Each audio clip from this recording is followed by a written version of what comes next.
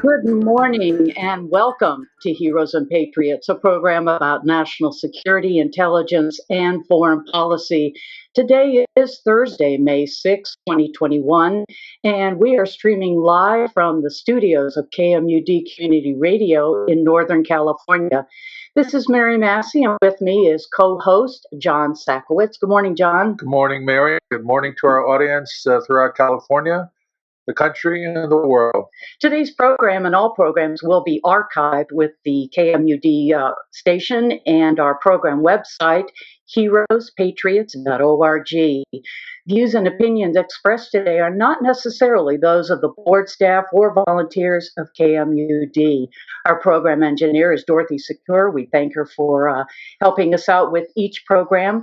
To speak with our guest today as a listener, 707-923-3911.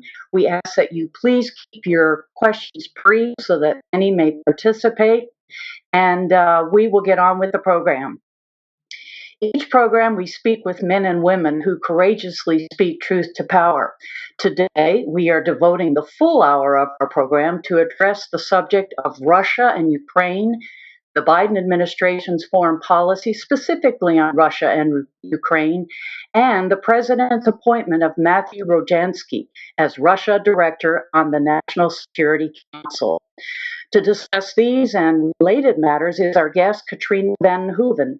Mrs. Vanden Heuvel is Vice President of the U.S.-Russia Accord, a group I know that our listeners will be interested in hearing about, so we hope she'll explain that. She is an American editor and publisher. She is the publisher, part owner, and former editor of the progressive magazine The Nation, which is very familiar to our listeners. She was the magazine's editor from 1995 until 2019. Ms. vanden Heuvel is often a commentator on various political television programs and is a member of the Council on Foreign Relations, which is a U.S. nonprofit think tank. She is a recipient of the Norman Mailer Prize. We now welcome Katrina vanden Heuvel to the program. Good morning. Thank you. Thank you, Mary. Thank you, John. Thank you for devoting this hour to a topic that demands more attention in these times. But I'm grateful for your interest. I will say one thing. I think in your material you described me as a Russia expert. That would have been my husband, my late husband, Stephen Cohen, who I know was on your program quite often. And I'm simply someone who's been visiting Russia for more than 40 years and reporting from Russia and, trying to speak about Russia in its full diversity at a time in these last years when it's been less than one hand clapping. At least have a dialogue and a debate about what U.S. policy might be. It's really been very shut down. May we call you Kat on the air? You may call me Katrina because my email is Kat, and I don't know. There's one person in my life who's called me Kat, but please call me Katrina. Okay, Katrina. First of all, I want to express our condolences. Thank you. And the condolences of the progressive community on the passing of your husband. We were a real fan. I interviewed him several times, as you know. I also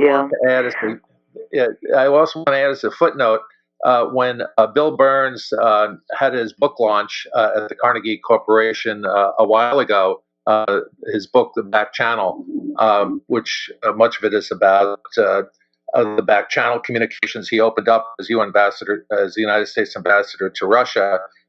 Your name came up along with that of your husband, and collectively, your work is very highly regarded by our current CIA director. I have to find this book. I did want to thank you very much for your condolences. Part of my work and my life in these last months has been to revive the group Steve relaunched in 2015 called the American Committee for U.S.-Russia Accord. You spoke of it at the beginning, and it's really devoted. It's a group of citizens from government service, law, journalism, business. Ambassador Jack Matlock is part of it. We have someone who's a Ukrainian expert, media, nuclear security. And if people want to learn more about it, it's accord.com. And we are trying to just speak out.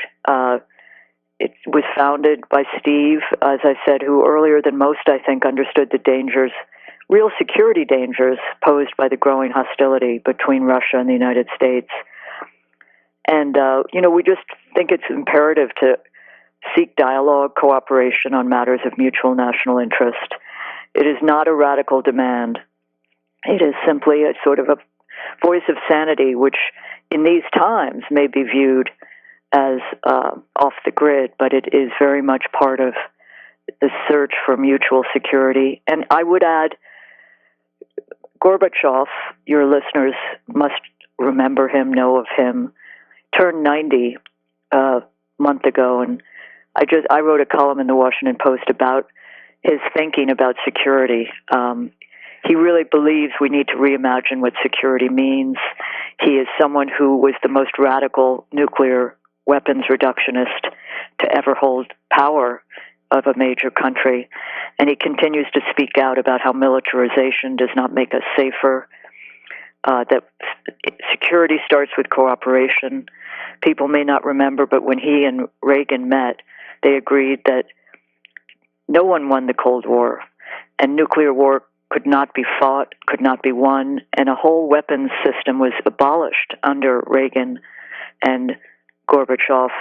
I would submit largely because it was outside of people. Remember, in 1982, there were 1 million people in Central Park demanding an end to that weapons system, and you had people, surprisingly Reagan, not surprisingly Gorbachev, who understood the need to begin to build down and abolish these nuclear weapons. So we're at a dangerous moment now where former Defense Secretary William Perry, good person, talks about how we're sleepwalking into nuclear disaster.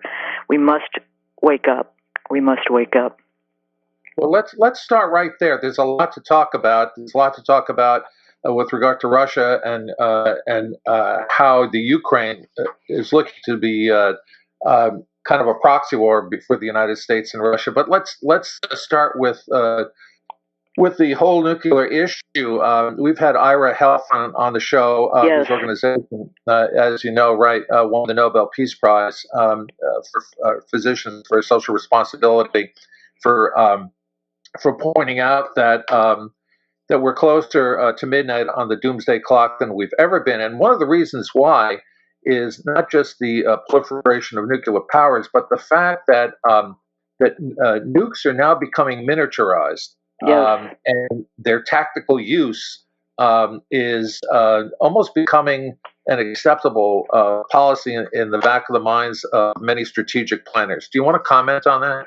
I'm not an expert, but I will say that in addition to the weapon systems we continue to, quote, modernize and fail to build down, like the ICBMs, which even someone like Frank von Hippel, an eminent scientist, the Bulletin of Atomic Scientists, has called for not only downsizing but ending, that we are witnessing a radical modernization of, sort of AI, artificial intelligence, miniaturization, and allied with that, John, the reckless talk. When, talk can move fairly quickly to action. There is talk by generals, both Soviet and American, of tactical nuclear weapons. What is a tactical nuclear weapon? It's, it's what we might, it's a nuclear weapon. So I think very dangerous. But the other problem in this country is at the moment, there's not much energy behind understanding the nuclear peril. It's also a problem, as a very good article in the Bulletin of Atomic Scientists wrote about, this was a month ago, about are we really going to fund, $100 billion new weapon? The problem in many ways is that economic development in this country has been laced with a nuclear infrastructure program. These jobs in nuclear industries have become a lifeline, a jobs program in the defense industry. So I think we need to think hard about how we create alternative jobs that are far more productive and begin to phase out and end these ICBMs. And there will be a campaign. People could go to rootsaction.org because there is a campaign that will launch this year to begin with the new Defense Reduction Caucus in the House of Representatives, led by Mark Pocan of Wisconsin, to begin to look hard at how we can build down, because it's I've been wary over the years. I know your program has not, and rightly so, but people are salivating in Washington right now as they witness this potential unleashing of Cold War, not only versus Russia, but China. And the big weapon systems are coming back, and the companies, and there are not many of them, the big defense industries, are just salivating because the national security strategy of the United States about a year ago was revised to make counterterrorism a secondary struggle. And the new is the big geopolitical Russia and China, and a lot of weapon systems being proposed, and there's money on the table. So I think this is very complicated as well. Your listeners must be, as I am. There is a disconnect between what Biden, the administration, is doing at home, which I think is hopeful in terms of investment in our public and human infrastructure. But the money that is going to be sapped by the defense industries could well take a toll on what is possible to rebuild our country. Yep. Well, war is business, and business is good. Yep. Buffy St. Marie has got the same song as you heard on the lead to the show, and we very consciously chose that as our theme song. Yeah. War is a business, and business is good. For our listeners, if our listeners don't think the use of a tactical nuclear weapon is a real possibility, General Westmoreland proposed using a nuke to protect the Quezon base during the Vietnam War. It was called Operation Broken Jaw. It's a very real possibility. LBJ put the brakes on it, but he was surrounded by advisors, most notably Walt Whitman Rostow, who were all in favor of using a tactical nuclear weapon in Vietnam, which would have been madness. No, I think one of the real dangers, I continue to believe this, is not necessarily the U.S. and Russia, a nuclear war. It's an accidental conflict. It's a skirmish that escalates. It's a general, you didn't mention Curtis LeMay. I mean, there were a slew of such generals. I think he was the character Terry Southern based his Dr. Strangelove on. Right. But I think there was someone the other day, I saw an article in Counterpunch saying this is Truman's MacArthur moment, because there's a general more operating in the South Seas toward China, but it was talking very openly about the use of tactical nuclear weapons. So it's a very dangerous moment when such ideas it's dangerous when they're spoken of in the quote war room, but it's dangerous, very dangerous when the media is picking it up because it's being flashed around in ways that people don't seem to understand the perilous nature of.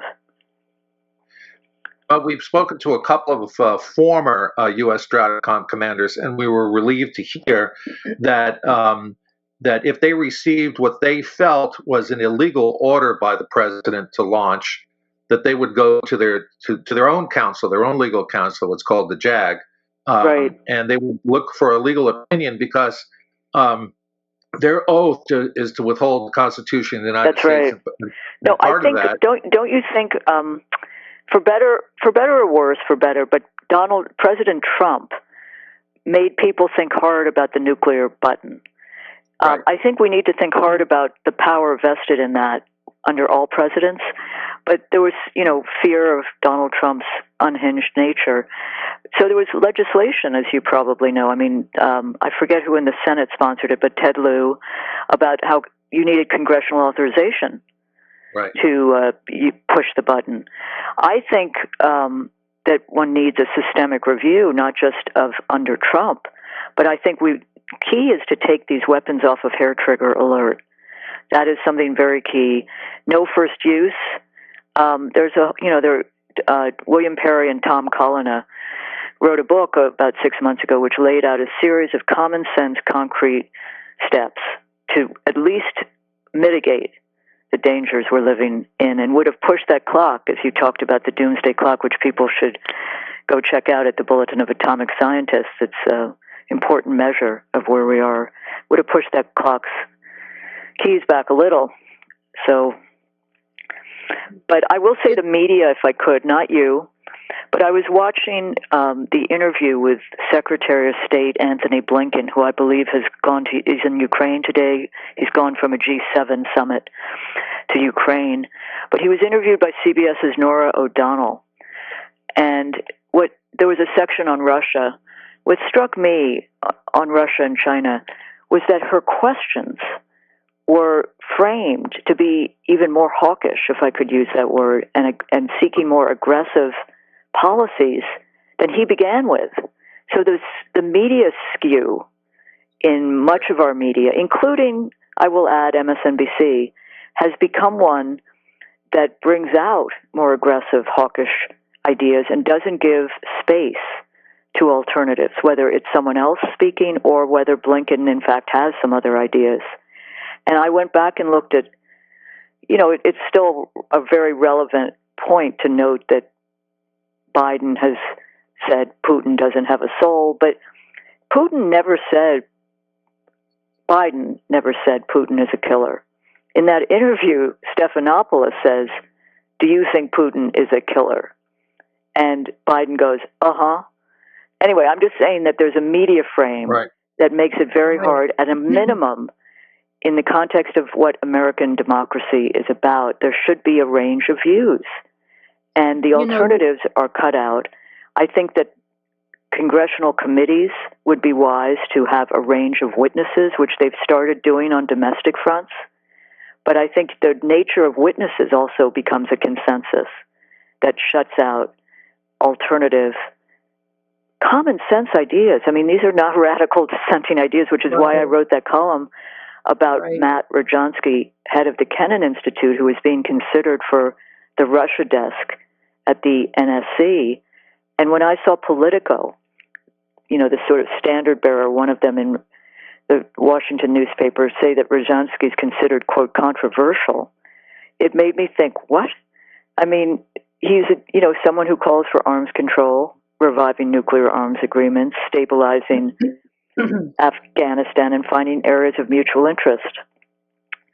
So I just thought, wow, this is a troubling reflection, not just this individual case, but a kind of case study of our very narrow foreign policy, quote, debate today. It's 18 minutes past the hour, excuse me, Katrina, and we are speaking with Katrina vanden Heuvel about Russia and Ukraine, latest developments. You mentioned Gorbachev during his time was interested in de-escalating nuclear weapons and de-escalating in general.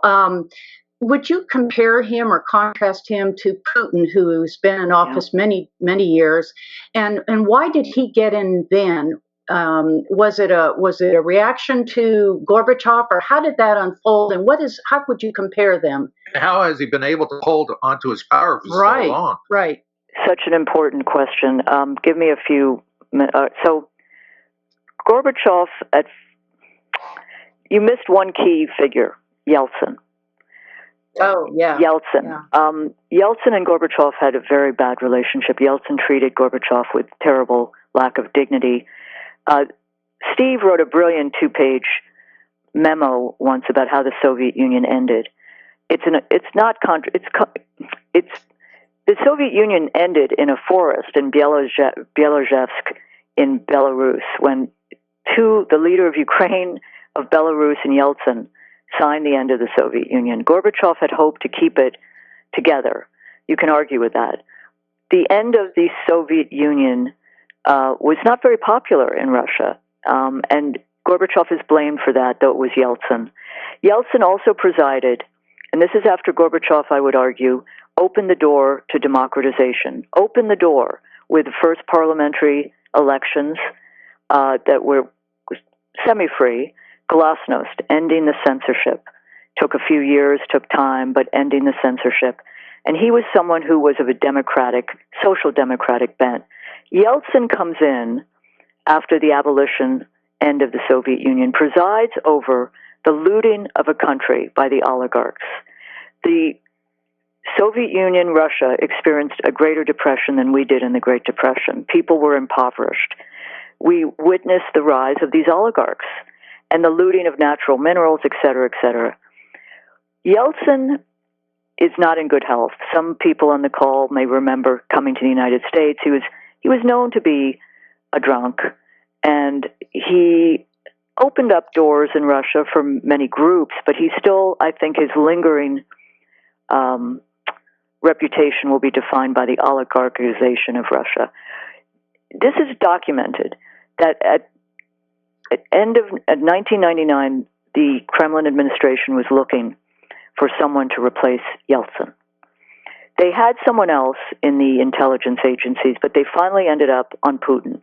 Putin had a reputation of saving the former mayor of St. Petersburg, who was a reformer at first, corrupt at second, as often happens. He was shepherded out of the country before he could be arrested, Mayor Sobchak.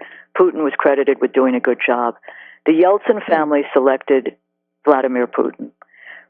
Putin's first act in power, New Year's 2000, I believe, at end of 1999, was to give immunity to the Yeltsin family. That was his very first act in power. Immunity. Right. The country was falling apart. It had been looted, impoverished.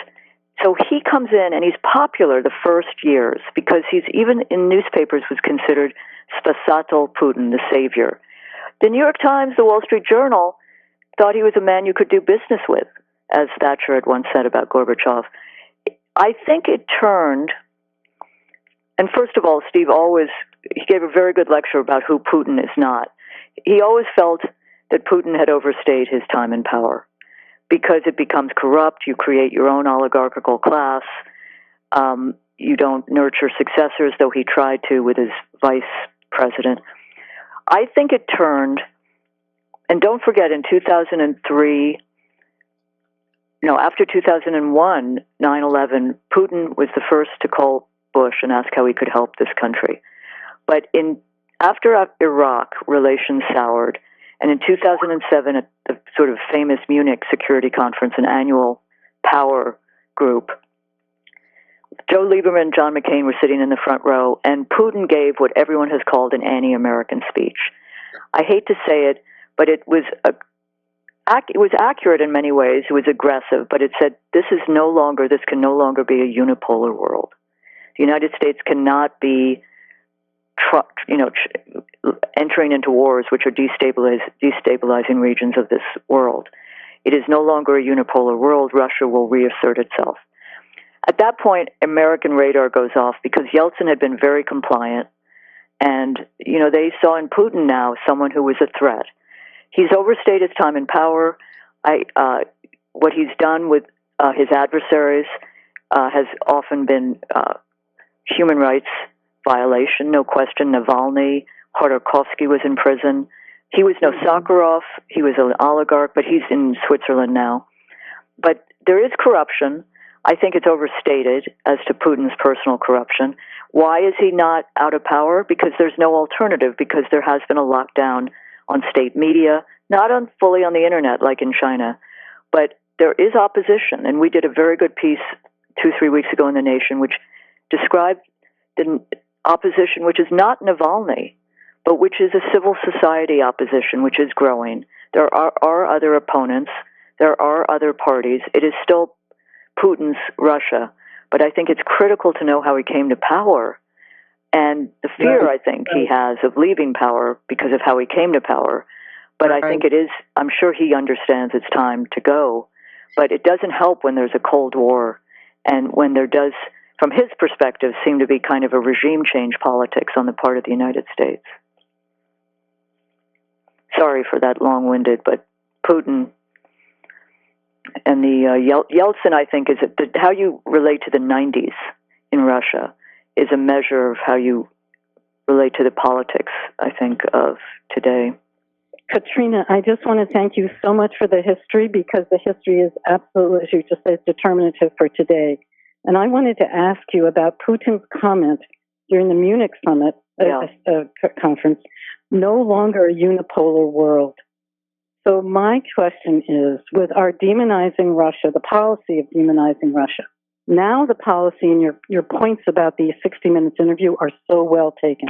Yeah. Demonizing China, and at the same time having the G, whatever it is, 7+ right. on democracy. Is the Biden administration and the focus on American exceptionalism setting the stage not just for a new Cold War, but really wanting to make clear the polarization of this world again and setting up regional blocs and bringing us right back to the very, not only lucrative from a business point of view, from an arms sales point of view, but from many scholars who just benefited from Cold War, exuberance. That is such an important question. And with the organizations that you're involved with, are they listening to anybody else? How to get the word? I mean, is there really any opening for listening? But is this really what's going on now? A very not so subtle setting up of a bipolar world again. It's a very important question you ask, because I think what we are witnessing now is not through the prism of the Iraq War or post-Iraq War geopolitics, but this idea of blocks, this idea of authoritarianism versus democracy. Systems have different operational codes, and there's no question Russia has an authoritarian bent. Putin, not an autocrat, which is a different issue, but an authoritarian. But here's the thing. If we demonize, and Steve was writing about this when he passed, we are essentially criminalizing diplomacy. We are criminalizing the ability to have a dialogue where you don't need to agree with the other country on everything by any measure, but seek a mutual security and seek areas where you can work together. Demonization will lead to what you said, to more dangers, because if it's the other needs confronting. Leading Russia scholar used to say, we need you, we need the other. It seems like America needs the other. And now what America, I think, in Biden's work in other areas suggests is a belief in a foreign policy for the middle class, which he talks about, a belief in a foreign policy that builds our country at home. I fully believe, and I think this is a policy that has real roots in our country at this moment. This is a country that is exhausted from more than a year of a pandemic that has ravaged our country, our economy, our people, and the idea of going abroad to intervene in countries or in policies. I think there's a disconnect between what's going on in Washington with an establishment which continues on that path and a country which seeks security but also seeks restraint and humility and not interfering in other countries. A lot of Americans wonder why Ukraine is so important to America. Of course, one wants to respect the storied history of Ukraine, its people, but why are we making it a geopolitical struggle when, in fact, if we viewed Ukraine through the prism of Russia or as a civil war, it would be more understandable. But again, back to the 60 Minutes, I forgot it was 60 Minutes interview, which is so powerful, as you know. The media skew is not opening up these avenues, and I think it's incumbent on organizations like ACURA, American Committee for U.S.-Russia Accord, and for citizens to do as much as they can. I know it seems impenetrable, but the example of people mobilizing against nuclear weapons, or think of the energy and the climate crisis movement, I think there are openings, and I think if we hope, our group, to do as much as we can. We've been doing events. We want to do events, by the way, with Rotary Club members, with students, with young entrepreneurs, and Zoom allows us to do conversations bilaterally and in this country in a more deep way. Dorothy, are they still connected? I have a follow-up question. Oh, please, yeah. Yeah. Well, so Mary Jane, are you there? Pardon me? Yeah, Can I continue? I think this is so important about citizen mobilization, but your point, going back to that, about the country being exhausted and the disconnect between the foreign policy establishment in Washington and the rest of the country, how would you communicate that? Because this is maybe getting a little political, but the Democrats certainly want to win again in 22, and they may be pushing an agenda that would really lead, because Trump's agenda was America first and America at home. I have to say, when I heard Biden speak the other night, that address to Congress, a kind of maybe not isolate, but an exhaustion that you're saying, and we're not. So, but yes.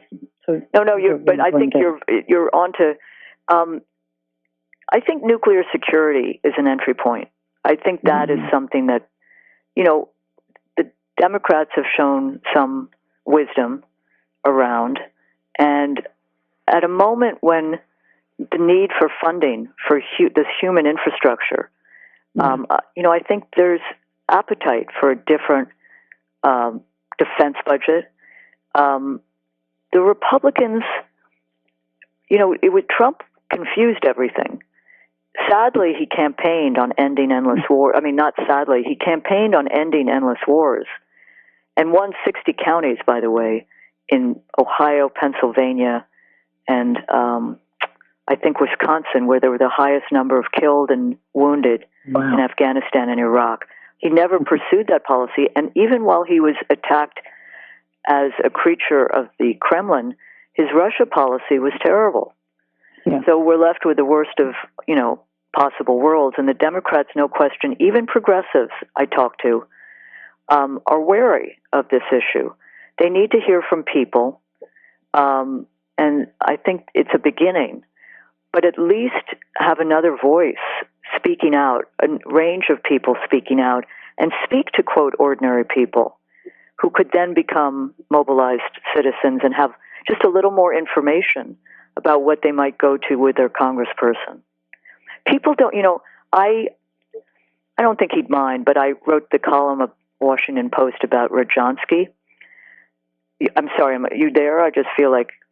Yeah, we're here. And Bill McKibben, a wonderful person who's led the global crisis movement, environmental movement, wrote me and said, thank you. I just don't know what to think about Russia. I do think of Putin as a kind of demon, a devil, but what's happened in this country is also dangerous because the Russiagate years, which are still with us, Putin became Trump and Trump became Putin.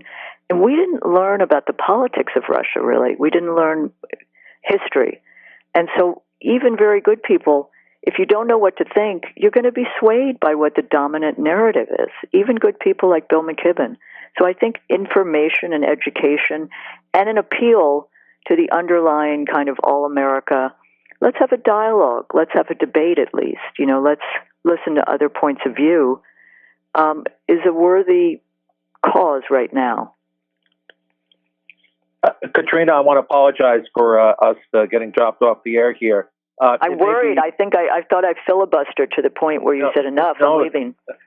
By the way, you should worry, because what I've been told by some technical people is that our show is downloaded not just by intelligence agencies, but it's downloaded as far away as Iran. Oh, that's interesting. That's good. And our web stream is interrupted by all this intersecting traffic, and this has happened now. Actually, second or third this show. is the second or third show that this has happened. Yeah. So just know that you have a good audience. I'd like to reintroduce the program. It's 35 minutes past the hour. If you've just joined KMUD Community Radio, this is Heroes and Patriots.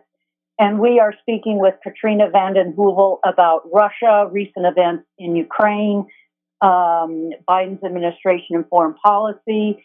And, I wanted to kick off this second half hour with the idea of perpetual war. I know that your late husband, Stephen Cohen, and you, the nation has been very against a perpetual war. In fact, I think your publication was against the Iraq war when other outlets were not interested in voicing that opposition. Could you talk about Biden's plans to pull all of our U.S. troops out of Afghanistan, ending this long war, and just in general comments about the idea of perpetual war and how it affects our country? And our economy. Yeah. So if there's a through line in the nation's history, one consistent principle, it's the belief that military misadventures abroad do not permit a real democracy at home. And we're talking from 1865 when the nation was founded. And I think war, endless war, and this country has been in war for decades, leads to a coarsening of the democratic fabric. And I include in here what we're witnessing in our cities, the militarization of police forces, the hyper-militarization of policing, of the carceral state. But I do think the nation was very much against the Iraq War. We didn't know if there were weapons of mass destruction. As it turned out, there were not. But we understood that the military force occupying a country was not going to address that problem. And we had the brilliant Jonathan Schell working with us at that time. He wrote Fate of the Earth. And we were vigorous. And the New York Times even just a month or so ago said we were on the right side of history. That was sort of grand. But so many people now, as you know, say, oh, Iraq, what a debacle. It destabilized the region. But there, liberals were for it. Neocons advanced it. So in that context, I think Biden's action, he was, as I understand it, in the Obama administration, he was someone who was on that right side of moving out of Afghanistan. And I think it's time. And I think he understood you got to begin somewhere. And imagine Hillary Clinton testified the other day against it. So you do have a division. I think he's on the right side. I think he's going to face pushback from kind of liberal interventionists. And there's, of course, those who believe in, the women's rights. But I just don't believe that militarizing women's rights is going to advance women's rights. So I think he's doing the right thing. Right. It's not linked, in my mind, to what.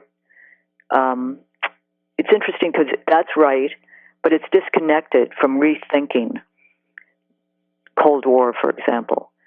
And it may be that there's a desire to focus more on China and Russia, and it will allow more space. I hope that's not the case.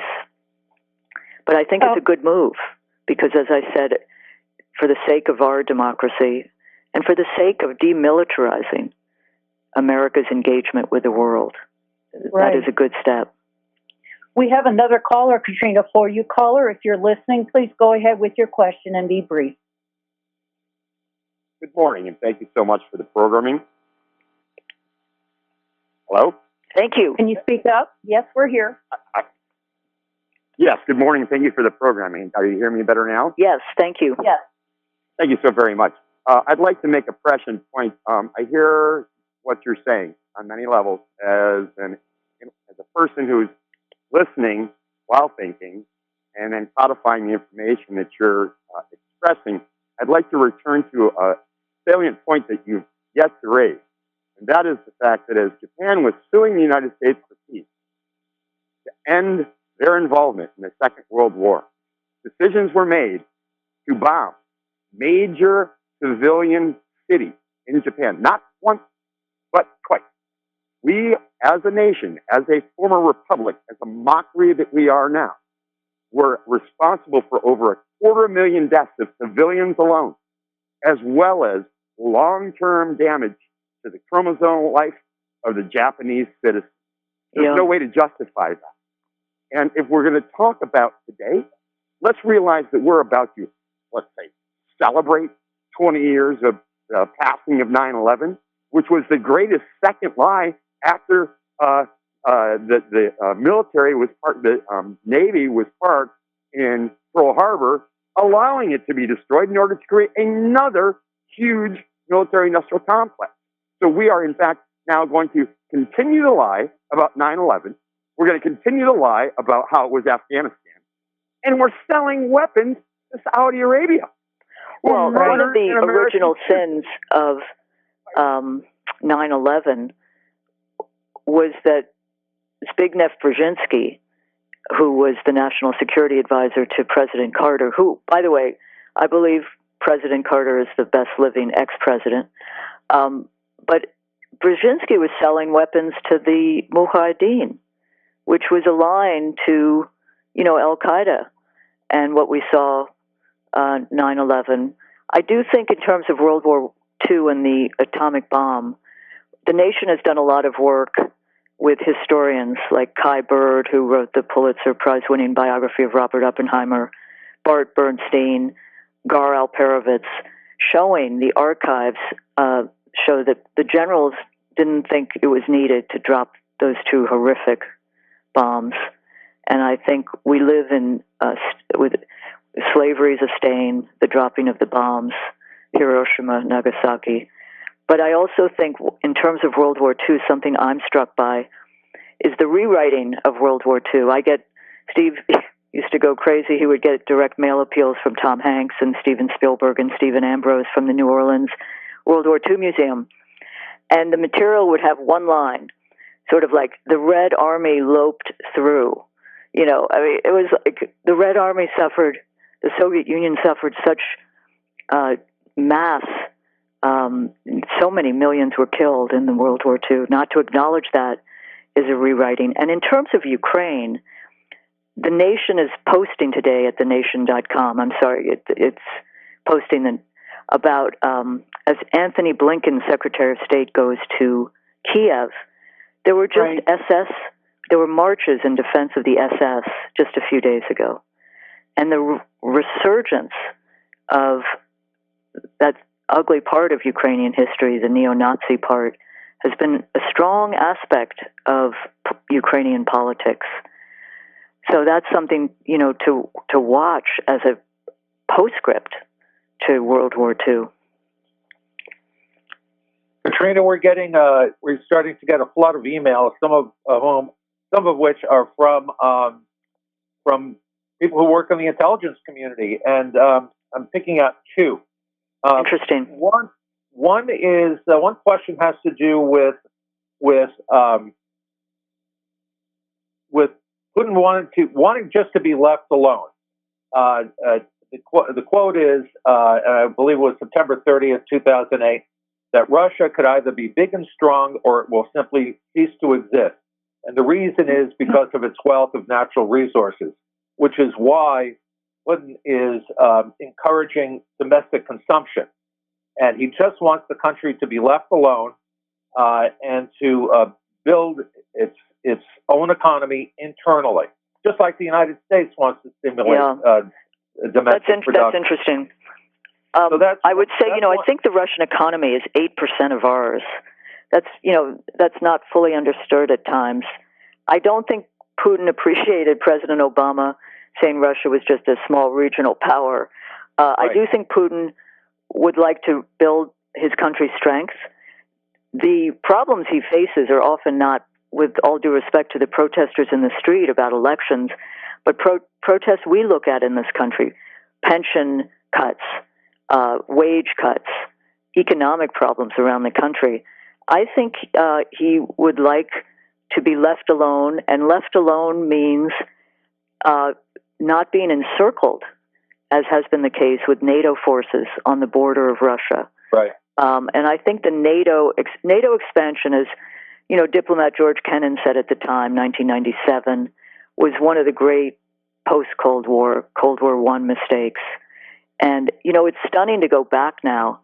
And this relates to Ukraine. I mean, if there could be a freeze on NATO expansion, which was George W. Bush's contribution, Georgia and Ukraine NATO expansion, it would, I think, allow Ukraine to be flourishing and a bridge between East and West.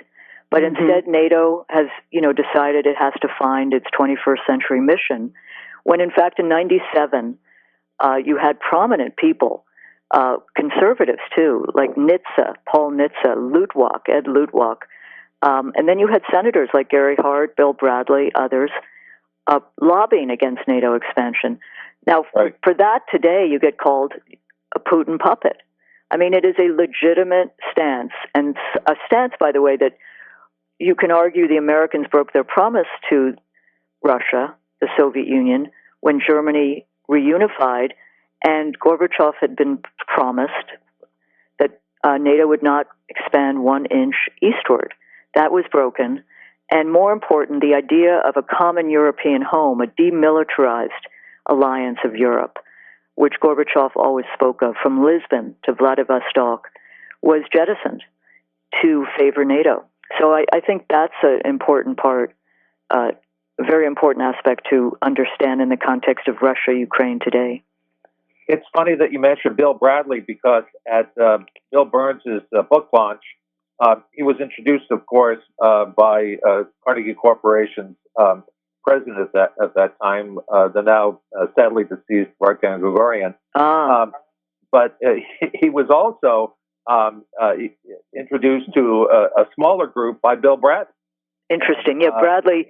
I think Bradley's been associated with Carnegie for many years, right. And but it's it's a measure. I don't think people would expect that there was a debate or such people participated in the opposition.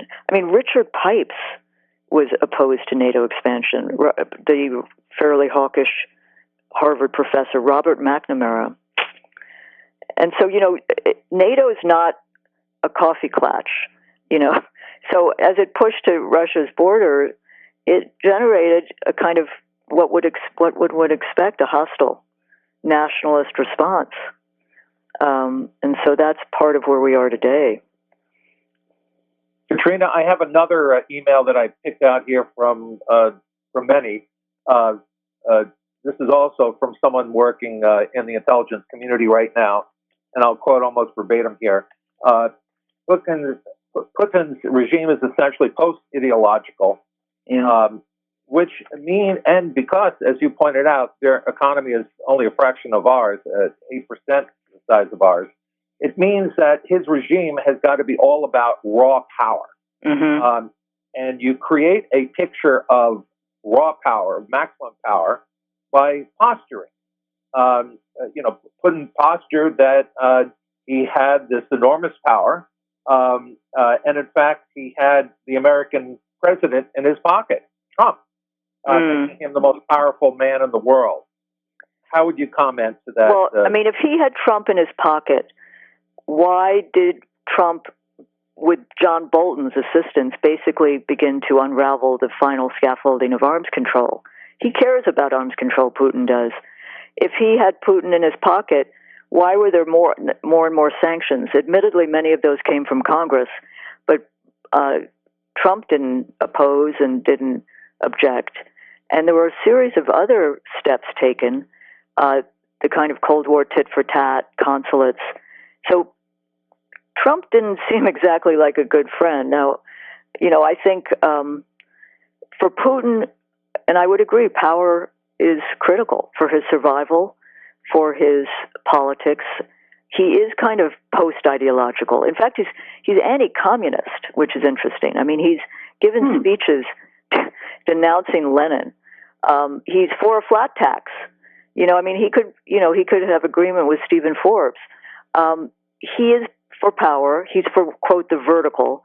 But ironically, a good Russian independent scholar, did a survey of how many edicts delivered by Putin were actually fulfilled in the country. And, these regional governors, even if they're appointed, many of them by Putin, are doing their own thing in many of these regions. It's a vast country. So I think he's having a harder time holding on to power. The last round of sanctions, by the way, we have not talked about sanctions. Even moderate commentators believe we are over-sanctioning. I mean, we're not even talking about Russia now. Look at Iran. I mean, that was inhumane. I mean, our sanctions did not allow Iranians to access COVID protection. But the last round of sanctions, because it didn't affect the secondary market, people have commented on this more accurately, did not make a dent in the Russian economy. And in fact, though it is still too dependent on oil and gas, sanctions have allowed it to develop, as I think you said, an internal market of goods, which is a buffer for Russia. And it has reserves. It has a stable central bank, even while it faces economic problems. But I do agree that Putin, he's facing a crisis of power, how he exits, what next. And that is the mark of someone who's held on to power for so long. Katrina, we have about 7 more minutes remaining with you, and I'd like to just shift a little bit. I saw a fascinating interview by you with your father, William, on his book, Hope and History. Yes. And you relay a story about how you regularly get together. I wonder if you might share that. And also the other thing that I wondered is what have you personally learned from your father, who's had a very terrific, storied, and all the things that he introduced you to? Thank you, Mary. I mean, just as background, my father worked in the Kennedy Justice Department, and then he ran for office in New York a few times. He ran against John Lindsay in 1960. He ran against Frank Hogan, the storied, controversial district attorney, and he ran a difficult race against Nelson Rockefeller. But what I've learned from my father is a strength of character, of integrity, a belief that public life, service is a good, and that one has to go into it with open eyes, public service, whether inside or outside of office, and do the best one can. The belief that hope, and his book is after a Seamus Heaney wonderful poem. It's Hope in History. The belief that hope is always more work. There's more work to be done to make this a more, perfect union. He was born to immigrant parents. He has a fancy name. When he ran for Congress in the Silk Stocking District, the Holland Association asked if his parents came over in 16-something or something. His mother came over in 1926, father in 28, met in Rochester. His father worked at French's mustard seed factory, and his mother ran a boarding house. So I take strength from his work ethic. I think I'm most proud of his work to reintegrate Prince Edward County schools in 61, 62, 63. It became part of the Brown versus Board of Education second round. And also he was chair of the Board of Corrections, which meant that he oversaw the prisons, the jails in New York, and he found ways to do things that are now part of our conversation, like bail, ending cash bail, because he thought it was a tax on freedom, ending juvenile incarceration, and thinking hard about what jails were for, rehabilitation, not punitive politics. I will say right now, I go over and see him every day. It's hard to believe he got COVID at 90. Oh, no. He survived 8 weeks in the hospital. No. He's home now. We watch Biden's address together. We talk. I have a loving family, but he's doing better. But I still go over now, not so much every Sunday, but every day to see him. So that's been something. But his strength is, and his stories he has. I'm going to have to do another book with him. He has more stories. Does your daughter go with you? She does. And my sister, who's from your parts, has come to New York for a month or so. So, yeah, and he takes pride in my daughter because my father's sort of underlying career is as a lawyer, and my daughter is a lawyer and going to do criminal justice work. So that's been lovely. And he's someone who also, by the way, cares deeply. He's been to Russia. He visited us in 1989. He went with the Roosevelt Institution, and he got off the plane in 1989. He'd never been to Russia, to Moscow, but he, really his work in many ways had engaged with it. And he looked around and he said, "This is what we've been fighting." I mean, Moscow is a beautiful city of great history, but there's, you can see, certainly in '89, how ramshackle things were, and kind of, anyway, it was a view he had. He was immediately spirited off to the Dom Kino, the house of film, where they were having an evening in honor of Khrushchev, and he had met him once, so he was asked to talk, and which he did with great spirit after getting off the flight. Wonderful. And, it was great. Anyway. I'm going to shift here. By the way, thank you so much for those personal insights. Thank you. I'm going to shift real quick to your views on independent media and on the progressive media. I just heard your interview at the Blue Tent, which was wonderful. Oh, thank you. speaking and interviewing I think independent media is more crucial than ever. I mean, as we talked about the 60 Minutes interview, the ABC interview, we need a media that is about public interest, that is about alternative views, that is about justice and demilitarization, and about a sense of the world that is freed from, I think, a corporate prism. I mean, the media remains very corporate driven, and that's why alternative independent media and the funding of it remains so critical, it seems to me. It's a very tough time, as you know, as we know at The Nation. We've just launched a lawsuit against Google, and I don't say that with silliness. We have a very good antitrust lawyer. We've allied with 2 or 3 news organizations. But Google has been eating our lunch in terms of, it doesn't sound very exciting, but remnant advertising. So it's attempt to build on, I think, an antitrust politics that is growing. But I feel there, it's an interesting time in our politics. I think ideas that were once considered fringe are now at the center of the debate.